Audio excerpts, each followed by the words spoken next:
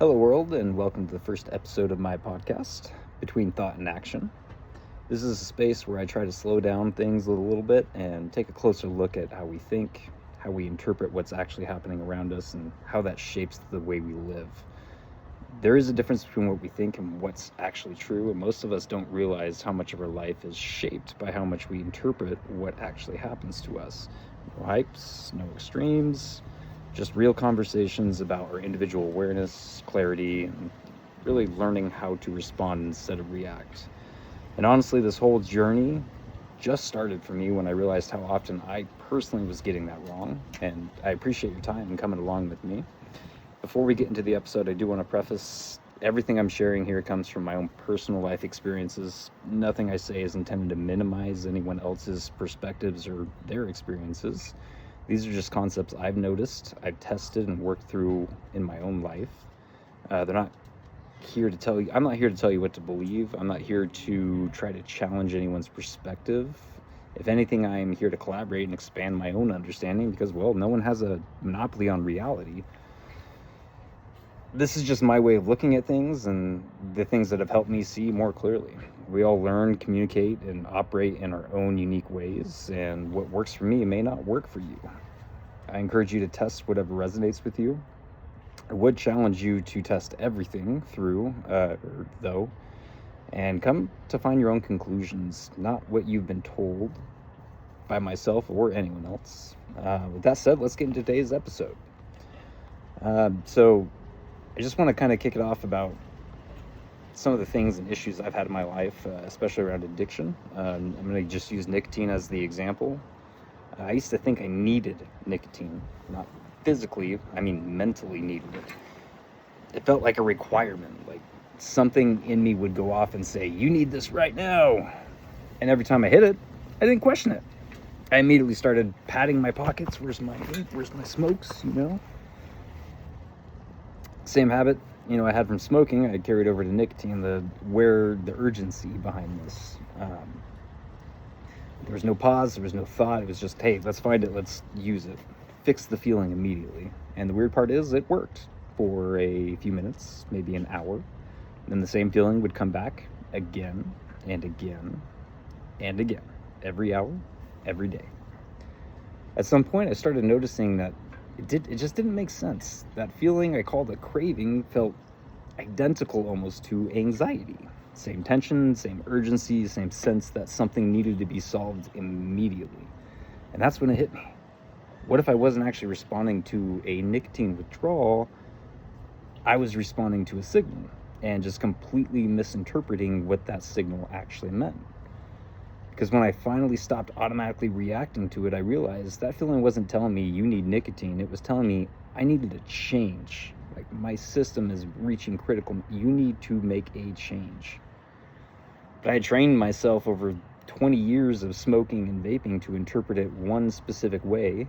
And then that built this whole pattern around that one interpretation. And once I saw that, I didn't just apply it to nicotine. I started seeing it everywhere. I used to start my mornings the same way, multiple alarms every day, not because I actually needed them, because I had this belief in my head that this is who I am. I can't wake up on time without multiple alarms. So I'm going to snooze, and I really, at that point, carried that sense of urgency of waking up and potentially being late throughout my entire day.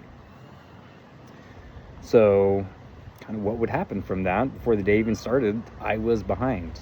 That feeling didn't go away. It followed me into work. It followed me through every task I did. It followed me through every conversation I had. In my mind, I was like, you're behind. You need to catch up. Don't mess this up. And the crazy part is, nothing was wrong. My performance was good. My boss never gave me any indication I was in trouble, but internally I felt I was always one step away from something going wrong. Like I was just waiting for the other shoe to drop. My boss would regularly ask me, are you okay? You look way stressed out. And I'd say, yeah, I'm fine. But the truth was, I didn't even understand why I felt the way I did. And it wasn't just work. Even something small, like walking through the office, most people would acknowledge me, say, hey, what's up? But every once in a while, someone wouldn't. And instantly, my brain would go to work and create this, whatever it wants to do to rationalize why that person didn't acknowledge me. They may not like me. Did I do something wrong? Something's off. No evidence, no conversation, just a story that felt real. And that's when I started realizing this isn't just a me thing either. This is something we all do. It's just something that happens. A thought shows up and we immediately decide what that thought means. We attach an emotion to it and it becomes our truth, our reality. Not based on proof, but based on how it feels in the moment. And when we decide what that means, we act like it's truth. And at some point, it started to click for me. Not all at once. I've already spent years trying to be more aware, observing my thoughts, trying to understand them through metacognition. It helped, but there were still patterns that didn't change, stuff that felt automatic, hardwired. The shift that finally started to break open for me was this. I stopped trying to change the behavior of, I need to quit smoking. I need to set a better example for my daughter. I need this lack feeling. And I really started questioning my identity. This is not who I am, right? That's just always who I thought I was. Like, I'm the kind of person who needs this. I just never questioned those beliefs. And once I started to question those beliefs, everything started to change. I felt like I was kind of relearning how to live at this point, not by forcing actions, but by changing how I saw myself. And that led me to something I hadn't fully seen before. A thought is an interpretation, something that happens. It's a feeling, a situation, and a signal, and your mind automatically assigns meaning to it. But there's a part that I missed for years, and I was working on observing my thoughts, but I was never questioning the thing doing the interpretation, because that interpretation is not neutral. It's shaped by everything that came before it, your habits, your experiences, and that kind of sets your identity in stone. So when a thought shows up, it's not just reacting to the moment, it's being filtered through everything you've already believed in your past. And once I saw that, it changed how I related to my own mind, because now it wasn't true. This thought is true. It was, let me rephrase that. This is one possible interpretation, but is it true? And then maybe the thought isn't the problem, maybe the interpretation is. And when I zoomed out on my life, I realized how much of the suffering and all the problems and the pain and everything I've gone through, it wasn't coming from what was happening, it was coming because of how I interpreted the experience. The stress, the burnout, the bad decisions, the conflict, quitting things too early, all of it ties back to thoughts I accepted too quickly. The one thought that showed up for me the most, and probably for a lot of us, is I'm not good enough. Not good enough to try, not good enough to succeed, and not good enough, to be compared to someone else. So I wouldn't even step up to the starting line. And even if I did, I might have had my foot stapled to the ground, or at least one foot stapled to the ground. And it's not because I couldn't do these things. It was because I had already decided what it meant if I did try, or if I did do them. And if I'm being honest, a lot of that came back to one thing: fear. Not always obvious fear. I've done a lot of things in my life that people would look at me and go, "You're freaking crazy. Do you have a death wish?" Like, I don't have a fear of death ever since I jumped out of a plane skydiving, and Will Smith said it the best. I think the best things in your life lie on the other side of your fear. God put the best things in life on the other side of your fear. But it doesn't make it any less scary to face, maybe it's the fear of failing, fear of being judged, fear of finding out you're not who you thought you were. And fear doesn't always stop you directly. Sometimes it just changes how you interpret everything. So now, a challenge that looks like a threat, an opportunity that looks like a risk, a natural movement that looks like something going wrong, you don't even realize it's happening. You just feel it and you move. And this is where everything started to kind of come together for me personally, because if a thought isn't automatically true and our interpretation can be wrong, then what happens between the thought? And what do we do next? There's a space between, your thought happening and you assigning an emotion to it and acting. hence the name of the podcast. The space between where you think things and where you actually take action. So that space in between, that's where your control is. It's where you can pause even just for 1 second, take a breath, and in that moment, you're no longer reacting, you're choosing, you're actively choosing. And for the first time I caught that, it felt like freedom, not in some dramatic way, just a quiet control. But there's another side to that, because once you see and experience that true space, you also realize you're responsible for what you do with it. Now you have accountability to really make the right decision. When people don't notice that space, it's autopilot. Our whole lives can be on autopilot. The shot shows up, the thought shows up, and action follows. Fast, reactive, unchecked.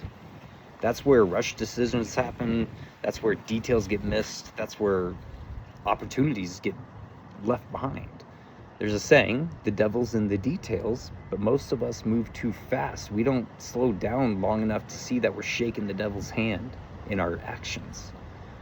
So what do you actually do with this? Because this isn't about controlling every thought. That's not realistic. Thoughts are going to show up. Your brain is just hardwired. Thought.